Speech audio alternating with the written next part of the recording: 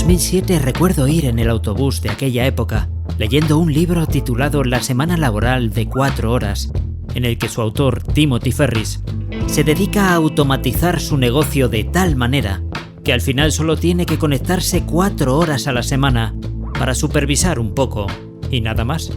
Esto es todo lo que trabajaba, 4 horas a la semana. Mi cara a lo largo de las 480 páginas del libro fue de asombro absoluto. Pero amigo, lo mejor venía al final cuando el bueno de Ferriss se encontró con que su idea de automatización le había otorgado 116 horas semanales, además de los fines de semana absolutamente libres. ¿Y ahora qué hago?, se preguntaba Timothy. Por supuesto viajó, practicó deportes, hobbies, salió con todos sus amigos y se dio cuenta que le seguían sobrando horas en el día. Llevábamos tanto tiempo ocupando horas y horas de la semana en el trabajo que cuando de pronto las teníamos libres, nuestra mente no sabía qué hacer con ellas. Hasta recuerdo tener una conversación tomando un café con una compañera que me decía lo mucho que temía los días de fiesta y puentes sin trabajar, porque de pronto le tocaba enfrentarse a un montón de horas sin que nada ni nadie le mandara nada que poder hacer. Timothy ya había resuelto esto hace muchísimos años, pero el resto tuvimos que aprender del bueno de Ferriss rápidamente. Bueno, eso quien hubiera leído el libro. 10 años después, los países más ricos habían empezado a hacer pruebas para crear un plan necesario que abordaría los nuevos desafíos que presenta la economía moderna. Y ese plan era dar un sueldo a un número de personas durante 1 o 3 años sin tener que justificar en qué lo usaban, tanto si trabajaban como si no. En España, en esa época, la economía moderna era tan lejana como ir de vacaciones a Venus. Pero con el paso de los años, este proyecto de economía moderna se hizo realidad en casi todos los países y no solo como prueba con un número limitado de participantes, sino para toda la población de las ciudades y sin límite de tiempo.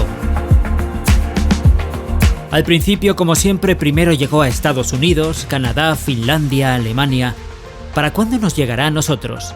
Muchos, los incrédulos, vivían con el clásico «aquí no llegará nunca», y otros, los soñadores, lo dibujábamos en nuestras mentes mientras éramos empujados a la realidad por los incrédulos que jamás se asomaban a imaginar más allá de su realismo cotidiano.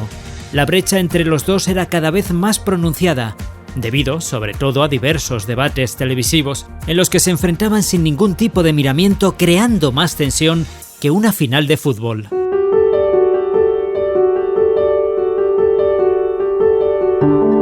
Pero finalmente, llegó el día en el que la renta universal también nos iba a llegar a nosotros. Por muchas campañas de publicidad, por mucha información que nos bombardeaba a diario en todos los medios de comunicación y por mucho que nuestro gobierno insistió en ello, la gran mayoría en nuestro país pensaba que por muy aprobado y confirmado, hasta que no lo vieran en sus cuentas, no lo creerían. Recuerdo que semanas antes no hablábamos de otra cosa. Los muchos incrédulos en contra de los muchos soñadores y todos expectantes con la mirada puesta en el móvil por si las moscas. El último día de mes antes del ingreso, algunas personas hasta dejaron de dormir mientras actualizaban constantemente sus aplicaciones móviles del banco, esperando el milagro durante toda la noche. Al día siguiente,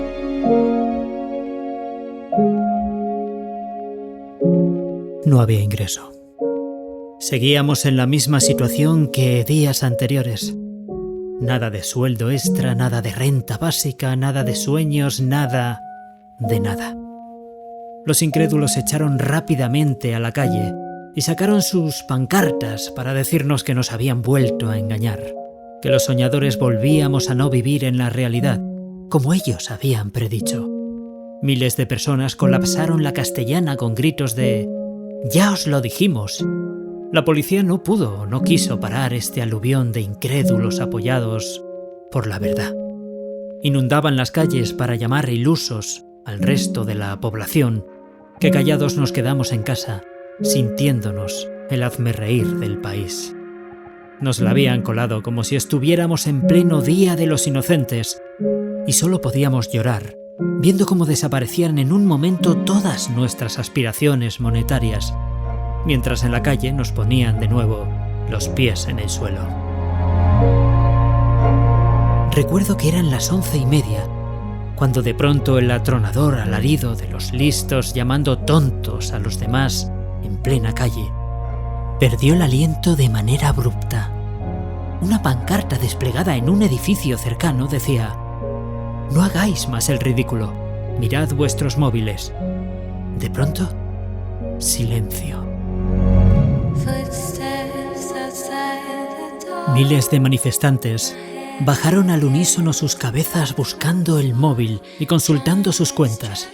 Del silencio sepulcral, murmullos, voces, movimientos nerviosos, miradas de incredulidad que tornaron a leves, muy leves, sonrisas, para volver a la seriedad antes de que fuera descubierta su alegría contenida, que jamás podría verse reflejada en ese lugar, plagado de pancartas y...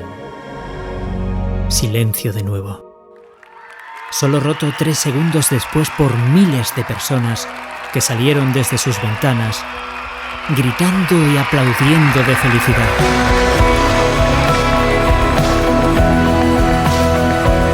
Por fin los soñadores ganábamos una batalla, una sola pero muy importante, ya no solo por tapar la boca de los incrédulos que eran los maestros del «ya te lo dije», del «eso pensaba yo hasta que maduré» y otras cuantas frases míticas, sino por tener la libertad que nos llegaba, la tranquilidad y la seguridad con la que contaríamos a partir de este momento.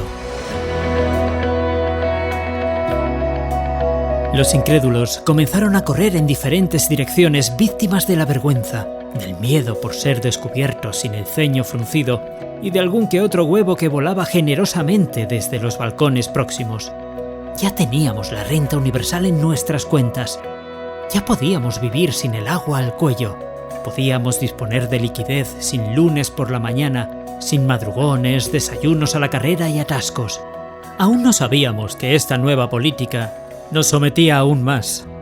Pero mientras tanto, lo disfrutábamos, aunque antes nos pasó de todo.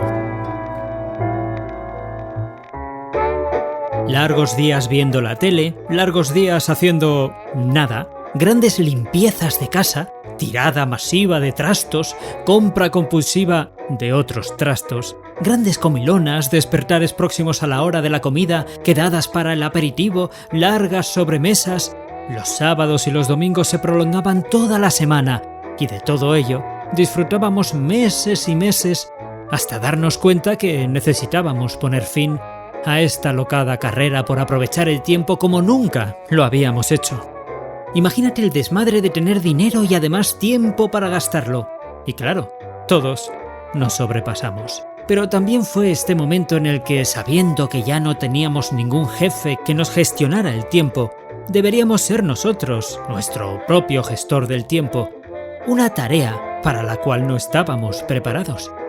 Y poco a poco, tan despacio que alguno sigue en esa época y con pocas expectativas de éxito, empezamos a priorizar por lo que de verdad nos interesaba, por lo que nos apasionaba y por lo que suspirábamos hacer en nuestras vidas anteriores mientras estábamos ocupados en nuestros anteriores trabajos.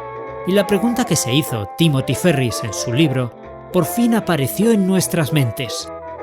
¿Y ahora qué? No digo que fuera fácil, pero lentamente la armonía entre el desenfreno y la corrección fue llegando y todos encontramos nuestro lugar en esa nueva situación atípica. A los que les gustaba la pintura empezaron a pintar. A los que les gustaba la historia tuvieron tiempo para leer y descubrir. Los que les hubiera gustado bailar, cantar, ayudar, navegar, volar, construir, cocinar, comer, nadar o viajar, lo hicieron, lo disfrutaron y algunos lo monetizaron ganando aparte de la renta un sueldo para invertir en nuevas personas interesadas. Y juntos fabricamos un sueño en el que solo se trabajaba por pasión y como nos cuidamos, empezamos a cuidar y como podíamos decidir, Decidíamos lo mejor para nosotros y cambiábamos la competición por la cooperación, lo que nos llevó a la igualdad. Y esta sensatez también se trasladó a nuestra relación con el planeta. Y esta larga carrera que empezó tras una manifestación abortada, terminó elevando una misma pancarta con un nuevo concepto escrito en grandes letras llamado equilibrio.